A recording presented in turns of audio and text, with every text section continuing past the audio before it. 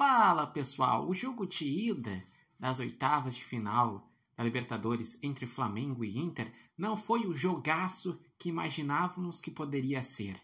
Foi um jogo em que o Flamengo saiu com uma vantagem curta, em que o Flamengo foi melhor no primeiro tempo, no segundo tempo parou de jogar, o Inter criou algumas oportunidades, mas também não fez um grande jogo, nem uma grande segunda etapa. E o 1-0 fica a situação de que o Internacional ainda está vivo, porque qualquer vitória simples do Inter no Beira-Rio, que também não é uma coisa impossível de acontecer, iria pelo menos para os pênaltis.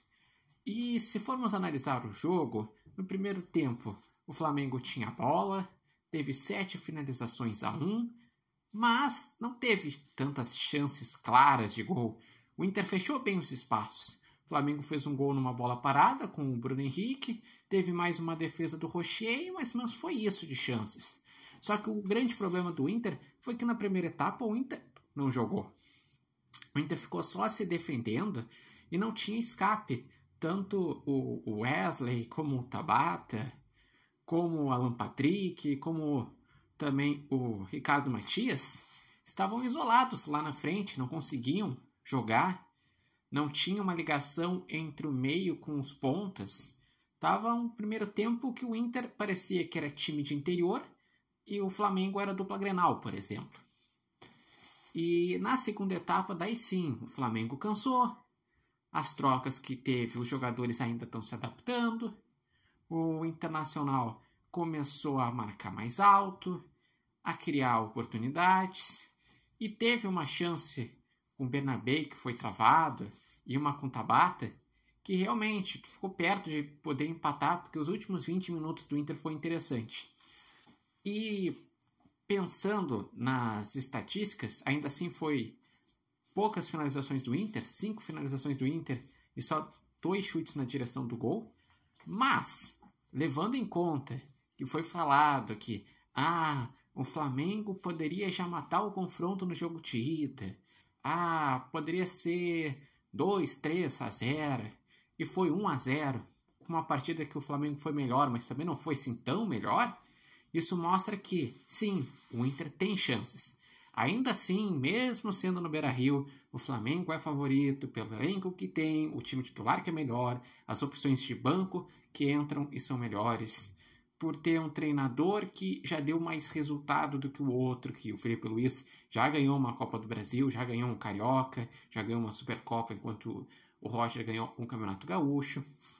Mas não podemos ignorar o fato que vai ter 50 mil no Beira-Rio, clima de decisão, ruas de fogo, jogo do ano, porque o Inter sabe que a chance de o Inter brigar para um título grande é a Libertadores, que é a Copa do Brasil. O Inter já foi eliminado pelo Fluminense.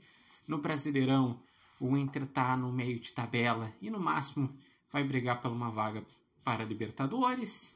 Então, realmente, vai ser um jogo que vai ter emoção. Se vai ser bom tecnicamente, não sabemos, mas vai ter emoção. E eu não duvido de algum momento estar indo para os pênaltis.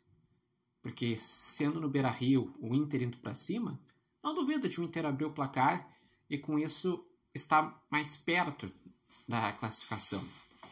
E também vamos levar em conta que vai ter um dificultador no jogo de volta, que é a volta do Arrascaeta, porque fez uma falta imensa nesse jogo de ida, porque por mais que o Luiz Araújo é um bom jogador e jogou bem, o Arrascaeta é que dita o ritmo do time e faltou realmente um jogador de combinação de jogadas que é bom finalizador, como é o caso do Arrascaeta. Inter e Flamengo vão jogar no Beira-Rio no final de semana pelo Brasileirão. O Flamengo vai estar focado porque a prioridade na temporada é o Brasileirão, tanto é que a primeira prioridade é o Brasileirão, depois é a Libertadores.